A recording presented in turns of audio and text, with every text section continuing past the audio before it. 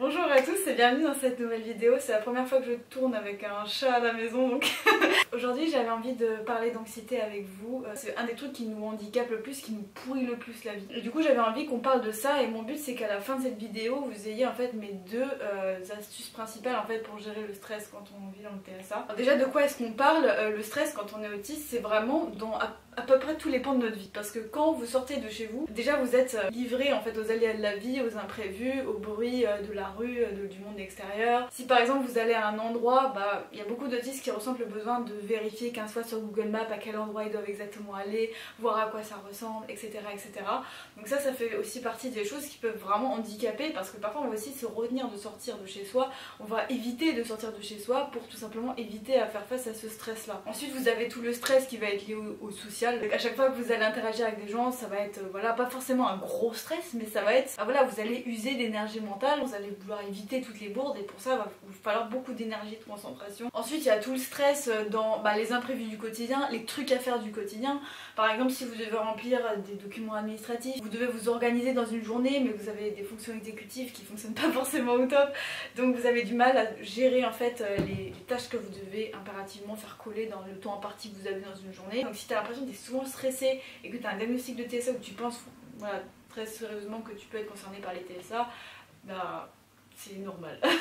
En fait moi ce qui me termine vraiment c'est de me rendre compte à quel point une vie peut drastiquement changer. Je sais pas les mots.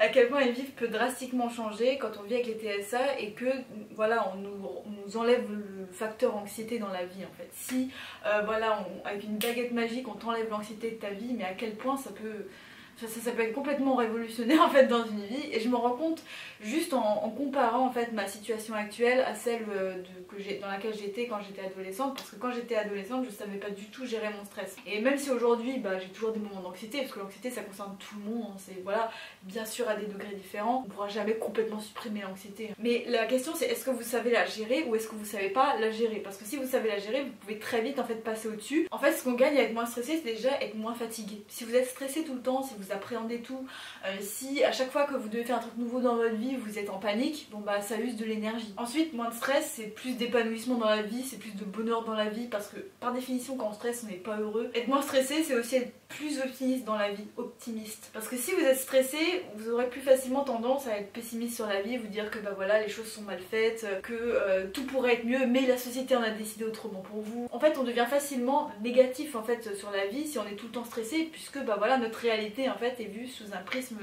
voilà, du stress et de l'appréhension quoi. Autre truc qui peut drastiquement être amélioré dans votre vie si vous êtes moins stressé, c'est vos relations avec les gens. Si vous êtes stressé à chaque fois que vous interagissez avec un être humain, que ce soit un proche ou quelqu'un que vous connaissez pas, forcément vous allez être plus tendu dans vos paroles, vous allez être moins naturel, et ce qui va faire qu'en fait vous allez être plus irritable, vous allez peut-être moins bien interagir avec la personne parce que vous êtes trop perturbé par...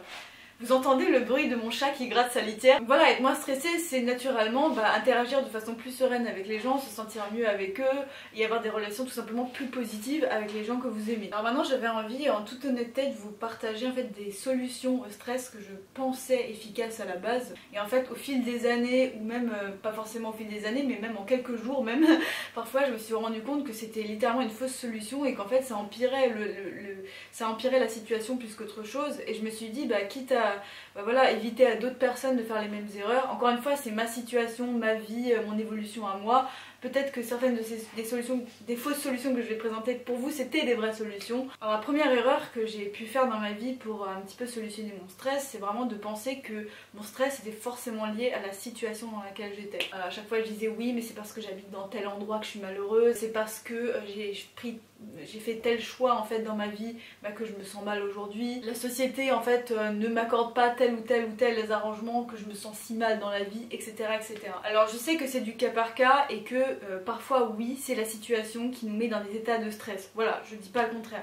Mais en fait je me suis rendu compte dans mon cas personnel que la plupart du temps j'essayais de trouver un bouc émissaire derrière lequel me cacher plutôt que d'aller chercher les vraies raisons de mon stress. Je me rendais compte qu'en fait la plupart du temps mon stress n'était pas lié à la situation dans laquelle j'étais, mais l'idée que je me faisais de la situation dans laquelle j'étais. Et aussi un truc qui m'a vraiment changé la vie, c'est de me rappeler que quand j'étais enfant en fait, j'étais terrifiée. J'arrête de gratter mes notes. Il y avait plein de choses quand j'étais enfant qui me rendaient atrocement anxieuse, qui aujourd'hui me stressent plus du tout. J'étais convaincue qu'il y avait des œufs d'aliens sous mon lit parce que j'avais vu le film Alien en fait quand j'étais enfant, enfin en tout cas un extrait du film. Et en fait aujourd'hui en tant qu'adulte ça me fait carrément rigoler et je me dis en fait bah, c'est pareil en tant qu'adulte, on se fait aussi des idées en fait sur certains trucs, on se dit oh, ça c'est tellement affreux, c'est tellement dangereux etc. Alors qu'en réalité pas du tout, peut-être dans 10 ans ça nous fera rire qu'on stressait en fait pour cette raison là. Donc en fait me dire que c'est forcément à cause de la situation, bah pas forcément. La plupart du temps c'est juste l'imagerie mentale, le mental qui me raconte des histoires, mais en réalité dans la vérité des faits il n'y a rien de vraiment dangereux en fait qui va se passer. Ensuite la deuxième plus grosse erreur que j'ai fait, c'est de penser en fait que toutes les pensées que je peux avoir dans le quotidien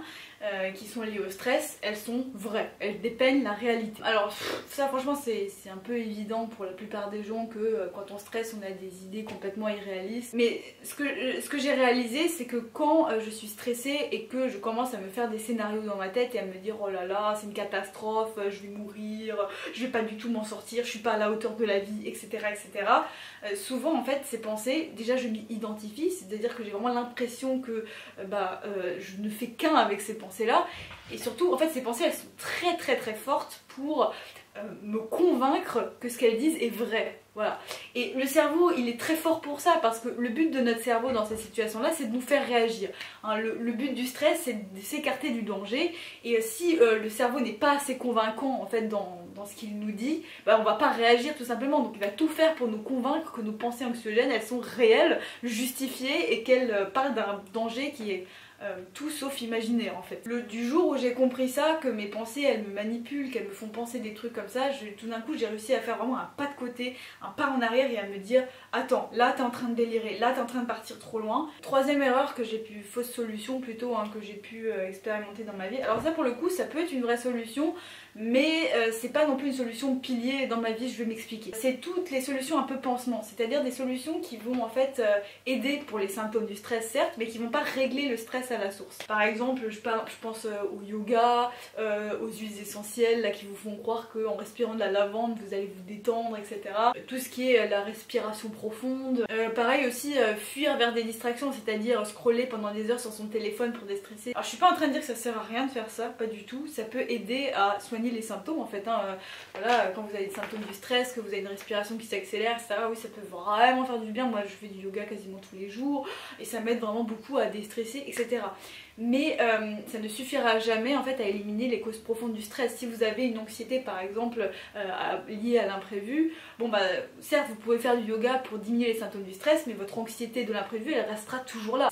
Oui c'est une solution pour les symptômes, mais c'est absolument pas une solution pour évoluer vers une version de soi qui est moins stressée dans la vie. Alors maintenant peut-être vous vous dites mais ok c'est quoi du coup les vraies solutions? Et pour moi j'avais vraiment deux vraies solutions qui m'ont vraiment transformée en fait par rapport à mon anxiété, et à chaque fois que j'ai des épisodes de stress qui reviennent, ce qui peut toujours m'arriver, je reviens toujours à ces deux piliers là.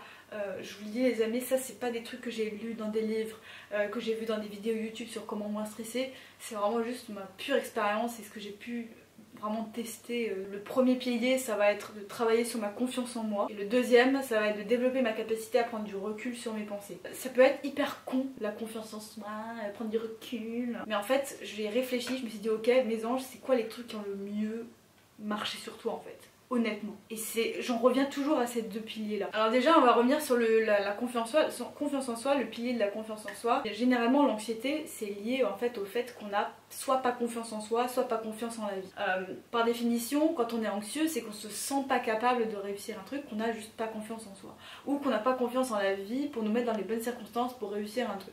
Donc en fait le but pour diminuer son anxiété de cette façon c'est de dire ok je vais augmenter ma confiance en moi et en la vie. Et donc un exercice que je pourrais vous donner pour avoir plus confiance en vous, c'est juste d'aller sur Google Maps. C'est simple, hein. Là vas-y t'ouvres ton Google Maps et tu regardes autour de toi dans ton quartier, qu'est-ce qu'il y a à proximité. Est-ce qu'il y a des restaurants, est-ce qu'il y a des magasins, est-ce qu'il y a un parc, est-ce qu'il y a je sais pas un musée, j'en sais rien. Et tu te dis ok c'est quoi les endroits où je suis jamais allée encore.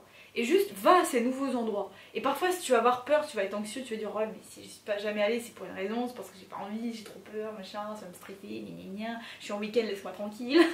Voilà, et vous allez vous rendre compte que quand vous serez allé à ce restaurant dans lequel vous avez jamais osé mettre les pieds et que vous allez rentrer chez vous, vous allez vous dire mais je l'ai fait, et votre confiance en vous elle va augmenter alors que vous avez juste fait un tout petit truc qui est de juste sortir un peu de chez vous dans des endroits où vous n'êtes jamais allé.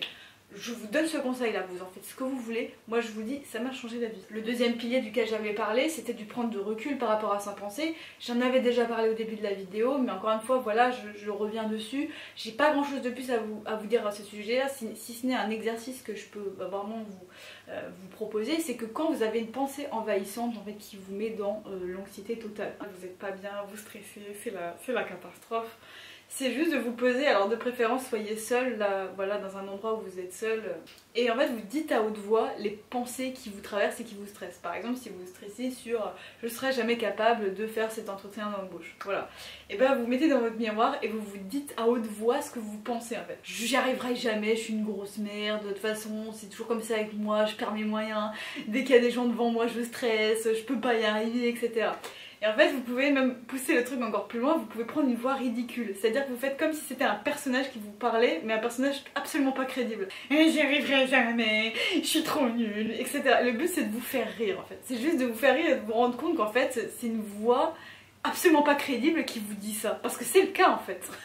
C'est juste votre cerveau qui vous joue des tours, qui essaye de vous retenir en fait dans votre ambition, dans ce que vous avez envie de faire dans la vie et même dans votre bien-être en général, et donc il faut la prendre pour ce que c'est, juste une pensée comme ça qui pop dans votre cerveau et qui en fait n'a aucune valeur en réalité par rapport à la vraie vie. Après il y a d'autres techniques pour prendre du recul par rapport à ces pensées, je pense notamment à la méditation, au sport que j'utilise beaucoup à titre personnel pour vraiment apprendre aussi à me mettre en retrait par rapport à tout ça. Et si tu veux commenter la vidéo ou discuter avec nous de manière générale de façon bienveillante et dans le respect des gens, ce sera le groupe Facebook qui est en deuxième lien dans la description. Voilà, ce sera tout pour cette vidéo, merci d'avoir regardé jusqu'ici et on se retrouve très vite pour la prochaine. Salut! Our hearts beat to the city streets. We began to feel the fire.